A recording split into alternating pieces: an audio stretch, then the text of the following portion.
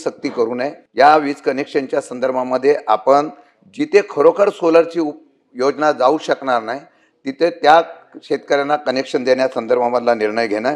शशिकांत शिंदे साहेबांनी जो विषय मांडला, मुळामध्ये सोलरच्या संदर्भात आपण जे काही नियम तयार केलेले आहेत, आता त्यात ज्या अडचणी शेतकऱ्यांच्या आल्या त्याच्यावरही आपण काही उपाय शोधून काढले आहेत। जसं काही शेतकरी एकत्रित येऊन त्या ठिकाणी नदीतनं पाणी आणतात, त्याच्याकरता आपण बूस्टर पंपाची योजना आणली आहे सोलरमध्ये।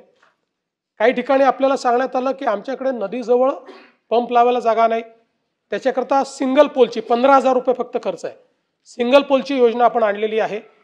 त्यामुळे ज्या ज्या काही अडचणी आहेत त्या अडचणींच्या संदर्भात आपण सोलरमधनं त्यातला मार्ग कसा काढायचा असा प्रयत्न केला आहे। तथापि याही पलीकडे काही अडचणी असतील तर ते आपण समजून घेऊ, मार्ग निघाला नाही तर आपण निश्चितपणे त्यांना कन्व्हेन्शनल अलाउ करू। पण याच्यातला मुख्य मुद्दा माझा हा आहे की आत्ता कन्व्हेन्शनलची मागणी कोण करतायत? जे अतिउपसा करतात ते करतायत। म्हणजे आपण जो चांगल्या पद्धतीनं पाण्याचा वापर करतो, सस्टेनेबली करतो, त्याला इन्सेंटिव्हाइज करायचं नाही आणि जो अतिउपसा करून आपलं भूगर्भातलं पाणी संपूर्ण अक्षरशः आपल्या रेगिस्तानकडे नेतोय त्याला मात्र आपण सवलती द्यायच्या, हा एक प्रश्न आमच्या समोर आहे। आणि म्हणून या संदर्भातही आता अशा प्रकारचे काही झोन्स आहेत त्या ठिकाणी आपण प्रयोग केला आणि तिथे वॉटर रिचार्जिंग स्ट्रक्चर केल्याबरोबर पाण्याची पातळी एका वर्षात वर आलेली आहे आणि त्या ठिकाणी आपल्याला जो काही खालून उपसा करावा लागत होता तो उपसा करावा लागत नाहीये। त्यामुळे याचा एक होलिस्टिक जो काही अप्रोच आहे तो आपण घेऊ।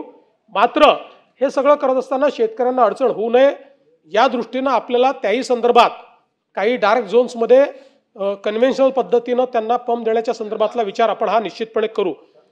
7.5 HP च्या वरचं जे आपण मागणी केलेली आहे तर त्या संदर्भात आत्ता सगळी आपला आर्थिक भार जो आहे तो लक्षात घेता आता या योजनेचं एक्सपान्शन करण्याच्या ऐवजी आम्ही आता असं म्हणतोय की त्यांना हवं असेल तर आम्ही त्यांना 10 HPचा सोलर पंप द्यायला तयार आहोत।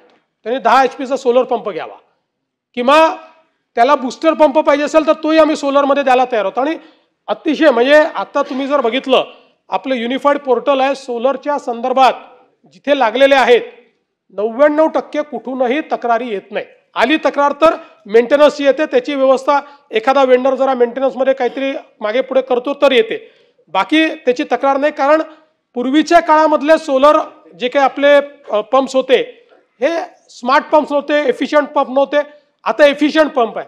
म्हणजे आता 5 HPचा पंप 5 HP प्रमाणेच खेचतोय।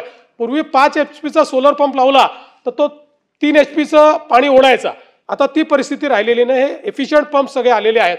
त्यामुळे निश्चितपणे त्या संदर्भात तरीही दोन्ही सभागृहात मागणी झाली आहे। त्यामुळे काही शेतकरी या सगळ्या याच्यातनं जर वाचत असतील तर त्यांचा विचार हा सेपरेटली करण्याचा आम्ही प्रयत्न करू। दुसरा आपण जो सिंगल फेजचा विषय केला, आता जवळजवळ फिडर सेपरेशन झालंय, फार थोडं फिडर सेपरेशन राहिलेलं आहे। सगळं फिडर सेपरेशन RDSS मध्ये कव्हर केलेलं आहे, त्याची कामं सुरू केलेली आहेत। ती झाल्यानंतर हा प्रश्नच मिटेल, घरांकरता आपल्याला वेगळ्या फेजमधनं 24 तास वीज मिळेल।